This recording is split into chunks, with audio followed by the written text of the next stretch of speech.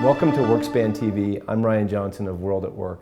Today I'm talking with Towers Watson's John Bremen about his recent article that appeared in the January 2012 issue of WorkSpan magazine. The article was called Advancing Total Rewards and the Employment Value Proposition. John, the article received a lot of positive attention, and one of the things that you laid out in the very beginning of that article was this disconnect that you're seeing in some data between what the employer wants and what the employer believes the employee wants and what the employee actually wants. Why don't you spend a minute talking about that? Yeah, Ryan, it's really interesting. For the last 10 to 15 years, I think we've all spent a lot of time thinking about total rewards in the context of what's best for the company, the way the company thinks of total rewards. They think about total rewards as having components such as base salary or benefits, career and learning, work environment, and as it turns out, our research shows employees now think of their total rewards program very differently than companies think about it. They think about it in terms of the value to them and what's important to them, and that's a seemingly obvious concept.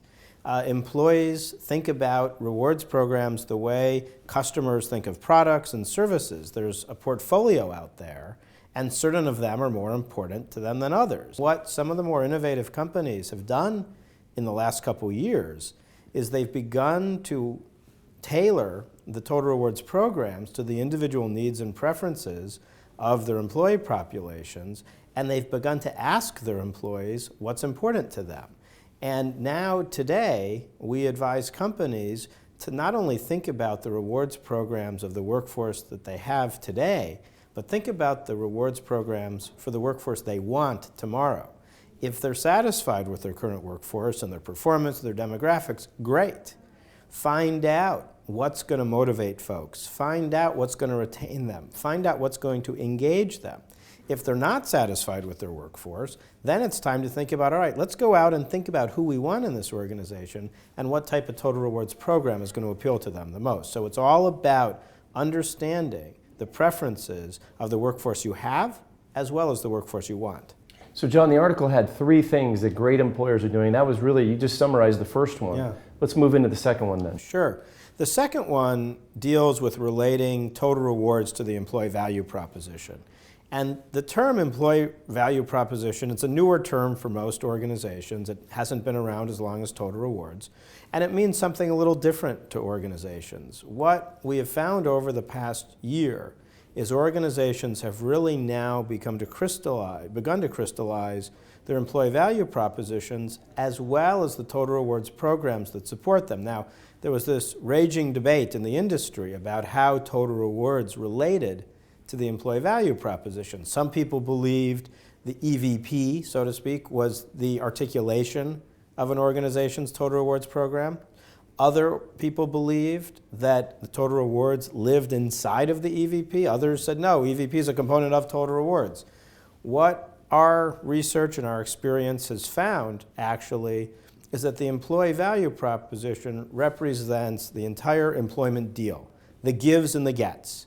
What the organization gives to the employee and what the employee sort of gives in return. So what the organization gives, what the organization gets in return.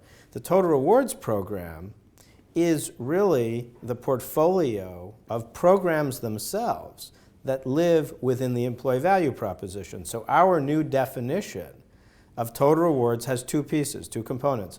One component is to be part of total rewards, it has to be a program, it has to be programmatic. And we think about things like compensation, like benefits, career and work environment, learning, these kinds of things that go into that.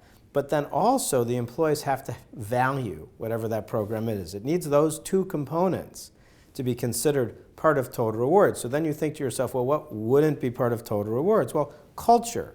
Culture is something that employees clearly value, there's no question. But it's not really a program. Companies might have programs around culture, but culture itself is not a program. So it's got to be something employees value as well as a program. And if companies have programs that employees don't value, no problem there. Again, they really can't consider them part of total rewards. Employees kind of resent things that companies have for their own benefit that employees don't find value in. So it's understanding how these things relate to each other and how this portfolio of programs supports your overall employee value proposition. Okay, so successful companies are, number one, identifying what their current employees want or their future employees are going to want from a rewards perspective.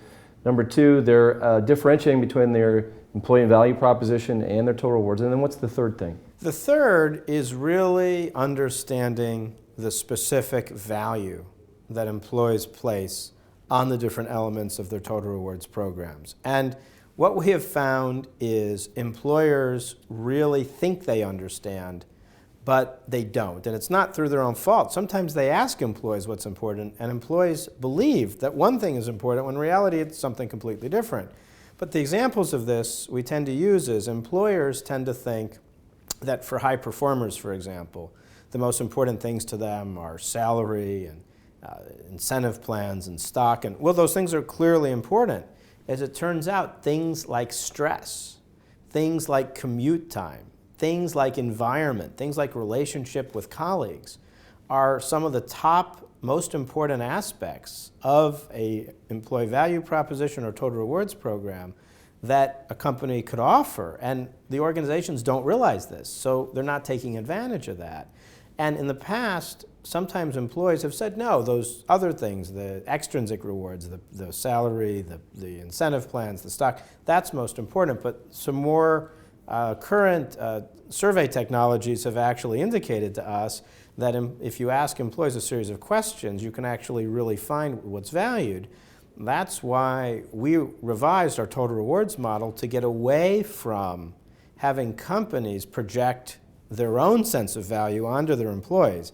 Instead of companies saying, all right, the buckets of total rewards are now compensation, benefits, career and work environment, and say learning and organization development. Now, we look at it through the eyes of the employees. And it turns out the employees think about rewards in three different buckets. They think about it as the fundamental, foundational rewards that they receive just by working at a place, just by having an employee ID, something that they feel they are entitled to just for existing at that company. That's one bucket, and there's all kinds of stuff in there. It could be salary, could be retirement programs, it could be health care, just the basics. Then the next bucket are performance-based rewards, those programs that employees understand that they need to perform and contribute to the organization in order to benefit from. These could be annual incentives, long-term incentives, profit-sharing programs, certain stock programs, et cetera. And then the third bucket are their broader career and environmental rewards. These are programs that they know they need to participate in order to get the value. But if they don't, it's okay with them. And so they're the programs that are more optional in their mind, things like career and learning, training, and other kinds of things. So as it turns out, the way we've been thinking about total rewards all along isn't necessarily the way employees do.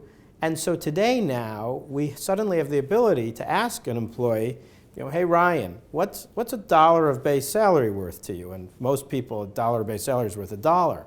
But then what's $1 of incentive worth to you? Most people, it's only worth 70 or 80 cents. But a high performer, maybe it's worth $1.20, $1.30 because they know they're a high performer.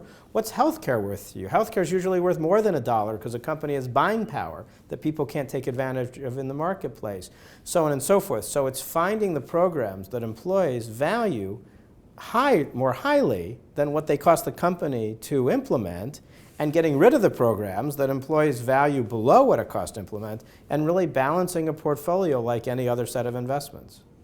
Well, I want to thank John Bremen of Towers Watson for coming in today. He authored the article in the January 2012 issue of WorkSpan called Advancing Total Rewards and the Employment Value Proposition with Lori Sejan. For more information, you can find that article on our website. For WorkSpan TV and World at Work, I'm Ryan Johnson.